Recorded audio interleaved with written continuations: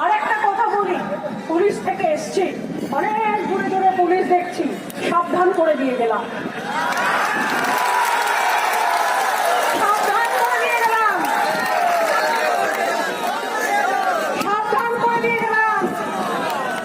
আপনারা নিরপেক্ষভাবে চাকরি করুন, নিরপেক্ষতা বজায় রাখুন।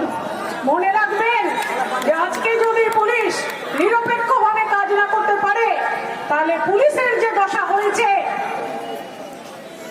কি দশা হয়েছে, পুলিশের জন্য বলেছিলেন ঘর বাড়ি বানিয়ে দেবো, প্রত্যাশা স্কিমের নাম, প্রত্যাশা হয়ে গেছে আজ হতাশা। পুলিশের আজকে ঘর বাড়ি হবে না, পুলিশের ছেলেরা চাকরি পাবে না। পুলিশ তেল দিয়ে যাবে, তেলের বাটি শেষ হয়ে যাবে, তারপর কোনো বাটিই পাবে না ভিক্ষার বাটি ছাড়া।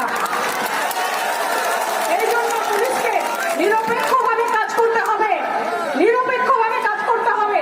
কোনো মানুষ বাড়ি থেকে যদি ভোটাধিকার দিতে প্রয়োগ করতে না বেরোতে পারেন, তাকে বের করে বুথে নিয়ে যাওয়া আপনাদের ধর্ম, আপনাদের গর্ব, আপনাদের ধর্ম আপনারা করবেন।